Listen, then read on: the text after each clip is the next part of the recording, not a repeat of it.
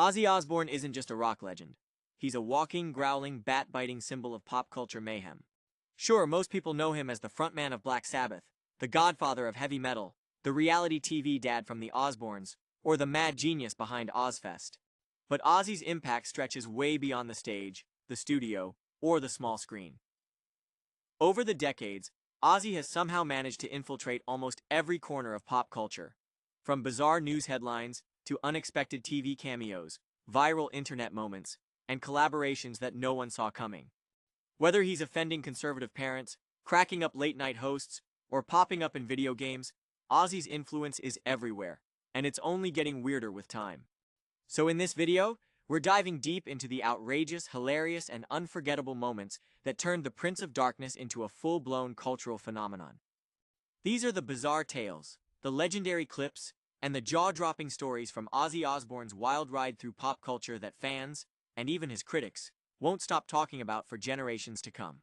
Would you like follow-up blocks for the rest of the video, like specific moments with timestamps or narration segments? Ozzy Osbourne isn't just a rock legend. He's a walking, growling, bat-biting symbol of pop culture mayhem. Sure, most people know him as the frontman of Black Sabbath, the godfather of heavy metal, the reality TV dad from the Osbournes, or the mad genius behind Ozfest. But Ozzy's impact stretches way beyond the stage, the studio, or the small screen. Over the decades, Ozzy has somehow managed to infiltrate almost every corner of pop culture. From bizarre news headlines to unexpected TV cameos, viral internet moments, and collaborations that no one saw coming. Whether he's offending conservative parents, cracking up late-night hosts, or popping up in video games, Ozzy's influence is everywhere, and it's only getting weirder with time. So in this video, we're diving deep into the outrageous, hilarious, and unforgettable moments that turned the Prince of Darkness into a full-blown cultural phenomenon. These are the bizarre tales, the legendary clips, and the jaw-dropping stories from Ozzy Osbourne's wild ride through pop culture that fans, and even his critics, won't stop talking about for generations to come. Would you like follow-up blocks for the rest of the video, like specific moments with timestamps or narration segments? Ozzy Osbourne isn't just a rock legend. He's a walking, growling, bat-biting symbol of pop culture mayhem. Sure, most people know him as the frontman of Black Sabbath, the godfather of heavy metal, the reality TV dad from the Osbournes, or the mad genius behind Ozfest. But Ozzy's impact stretches way beyond the stage, the studio, or the small screen. Over the decades, Ozzy has somehow managed to infiltrate almost every corner of pop culture. From bizarre news headlines to unexpected TV cameos, viral internet moments, and collaborations that no one saw coming.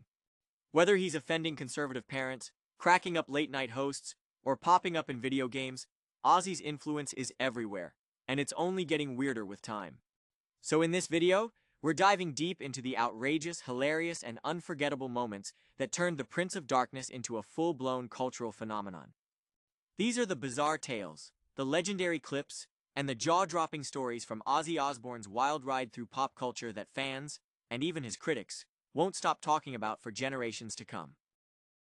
When you think of Ozzy Osbourne, your mind probably jumps to metal mayhem, bat-biting headlines, or his infamous mumbles on the Osbournes. But what if we told you that Ozzy helped shape one of the most iconic crunk anthems of the 2000s, without even knowing it? Let's rewind to 1980.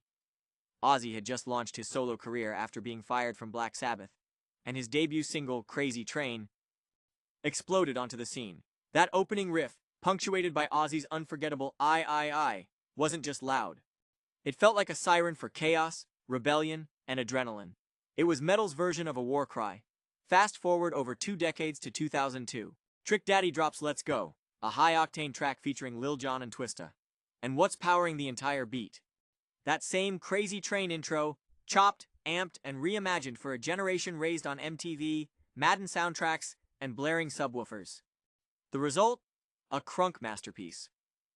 Let's Go became Trick Daddy's biggest hit, soaring to number 7 on the Billboard Hot 100 and blasting from car speakers, clubs, and gym playlists across the country.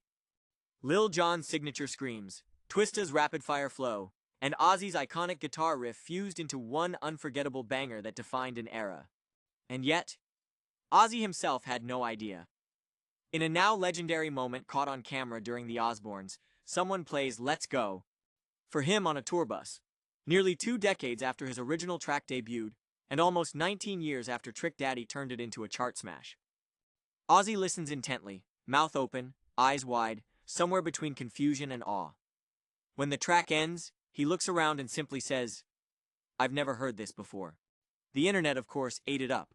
Lil Jon reposted the clip, adding his own commentary, while fans flooded comment sections with everything from disbelief to praise. But the best part? It was another perfect example of how Ozzy's influence continues to shape music in places you'd never expect. From headbanging metalheads to crunk kings and southern rap legends, the Prince of Darkness left his mark, whether he meant to or not. And in true Ozzy fashion, he reacted not with lawsuits or outrage, but with genuine, unfiltered amazement. For this 2011 Super Bowl spot advertising electronics retailer Best Buy, Ozzy plays to his reputation as an aging, easily confused rock icon by allowing a young, fresh-faced Justin Bieber to upstage him after he can't get his lines right. The mini-spat with Sharon is, of course, quite true to life, as is Ozzy struggling to find the exit out of the futuristic set. But it's his baffled reaction to the teen pop star that brings it all together. What the F's a Bieber? A visit to the White House. God knows why Ozzy was invited to the White House Correspondents' Dinner in 2002. Not exactly his scene, but George W. Bush didn't want his presence to go unnoticed. When the president shouted him out, Osbourne with a grin to bask in the thunderous applause and laughter, blowing kisses to the crowd. "Okay, Ozzy," Bush said to bring him back to earth, joking that the name check might have been a mistake, climbed up onto his table. A bad influence. According to Bill Cosby? The family dysfunction and profanity in didn't sit well with not yet disgraced comedian Bill Cosby, who in 2002 as sad and not entertainment. As Ozzy recalled in his autobiography, Cosby even chastising him for setting a poor example with his foul language. In response, Sharon wrote back to remind Cosby that he had no standing to criticize them after an affair of his had become public in the late 90s, and that it was ridiculous to gripe about swearing as opposed to all the violence on TV. Of course, the dozens of allegations of sexual assault against Cosby that later came out left the Osbournes looking like shining role models by comparison. The Osbournes trashed the show, wrote a letter. Fing Dog's Man, MTV's mega-hit reality show about Ozzy and his family, was memorable for his stoned reaction to everything and his constant bellowing for his wife and manager. But perhaps the most consistent theme was his frustration with particularly the dogs, as apparently not one of them was house-trained. You could always expect an explosion of drama when Ozzy discovered another turd on one of his antique rugs. A lost duet. With Madonna, Osbourne was at the peak of his solo powers in 1982, when Don was asked him to feature on was his Shake Your Head, Let's Go to Bed. It was an upbeat avant-pop track far from Osbourne's typical metal fare, and at one point, an unknown up-and-coming singer was brought in to add scratch vocals, Madonna. When Shake Your Head was first released in 1983, Madonna's vocals were replaced by studio singers. But 10 years later, with Madonna now a bona fide superstar, there was reportedly a plan to remix the track with her on it. Ozzy narrowly avoids a murder rap after throwing a TV out the window. Somehow or another, Ozzy Osbourne made it all the way to 1995 without throwing a TV out the window. That changed in 1995 when the Retirement Sucks tour hit Prague, and a drunken Ozzy decided it was finally time to try it out while hanging out in the Four Seasons with Zakk Wylde. "I ripped the window open, picked it up and threw it out of the window," he recalled in 2019. "It landed on the floor and exploded. It went like a bomb. Little did I know that there was a guy smoking a cigarette, and I shudder to think if that had hit him on the head, I would have killed him stone dead." Let's all be grateful that Ozzy wasn't charged with attempted murder that night. Ants go marching, partying on tour in the early 80s, Ozzy proved no one could match him in terms of debauchery when he snorted a line of ants while hanging out around a pool with Motley Crue. At that time, it was just kind of a thing. Everybody was into out-rock star and out-gross somebody out, like out-partying, Crue drummer Tommy Lee recalled. So Ozzy's wasted. He sees there's a little trail of ants going all the way to this kid's popsicle that he left on the ground. And Ozzy looks down and just snorts the line of ants going to the popsicle. Somewhat incredibly, things actually got crazier from there. When Lee got Ozzy back to his hotel room, he stood in awe as the veteran took a dump and painted his hotel room wall with his own feces. Raw meat ritual. While on the road in the early 80s, Osbourne developed a ritual that took fan interactions to a bonkers new level. He started pelting the crowd with raw meat and animal parts, and welcomed his fans to chuck back whatever they were able to sneak in. While some might think this strange behavior was all about tapping into some satanic frenzy, the reality is much funnier. Osbourne, as he explained in the documentary, was just a big fan of old movies with custard pie fights. It gave me this idea to throw, instead of pie, bits of meat and animal parts into the audience, he said. I thought it was hilarious. Sheep testicles, live snakes, dead rats, all kinds of things. Someone once threw a live frog onto on stage. It was the biggest frog I'd ever seen, and it landed on its back. Remember the Alamo. On February 19, 1982, a deeply intoxicated Ozzy Osbourne took a tour of the Alamo during downtime from a U.S. tour. Intending no disrespect, and really needing to empty his bladder, he lowered his pants at one point and urinated. He had no idea he was urinating on the Alamo cenotaph, which commemorates the men and women who defended the fort in 1836. That didn't stop him from getting arrested and banned from performing in San Antonio for a decade, but all is now forgiven. At the Alamo, we honor history in all its complexities, reads a post on the Alamo's Instagram account. Today, we acknowledge Ozzy Osbourne's journey from regret to reconciliation at the historic site, and we extend our condolences to his family, friends, and fans around the world.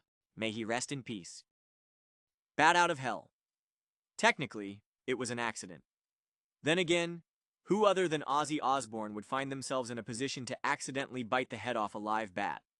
The creature found its way on stage at Osbourne's Jan. 1982 show in Des Moines during the part of the show where Ozzy chucked raw meat into the crowd, and they threw back whatever they'd snuck in. Osbourne thought the bat was made of rubber, hence his decision to take a bite. The incident affirmed Osbourne's madman reputation, garnered him more press attention than he'd ever received, and also forced him to undergo a painful series of rabies shots. It got to the point where people expected me to do crazier and crazier things, Osbourne once said. I'll tell you what, guys, it ain't fun when you get them rabies shots. Ozzy has a very unfortunate meeting with a couple of doves. In 1981, Sharon Osbourne had the rather lovely idea of releasing live doves when Ozzy met with Epic executives. But her husband was blackout drunk that day, and bit the head off one of the birds when it landed on his knee. This carcass was flapping around the table and feathers were flying, Ozzy said years later. They were all throwing up all over the place. People were freaked. The label threw him out of the building, but Ozzy bit the head off another dove and threw it at reception before his exit. From the gritty streets of Birmingham to the grand stages of rock history, Ozzy Osbourne's life has been nothing short of legendary. He's cheated death more times than anyone can count, reinvented himself in ways no one expected, and left a footprint not just on music, but on pop culture, fashion, television, and beyond. He's been the madman, the misfit, the frontman, the punchline, the icon, and somehow, through it all, he's still here, with that same devilish grin and unpredictable energy that's kept fans watching for over 5 decades. Ozzy didn't just survive the rock and roll lifestyle, he defined it. And in doing so, he became something far greater than a singer. He became a symbol of chaos, resilience, and unapologetic individuality. Whether you love him for his music, his mayhem, or his moments on MTV, one thing's for sure. There will never be another Ozzy. So next time you hear the howl of Crazy Train or catch a rerun of the Osbournes, just remember, you're witnessing a piece of history. The Prince of Darkness in all his bizarre, brilliant glory. Long live Ozzy Osbourne.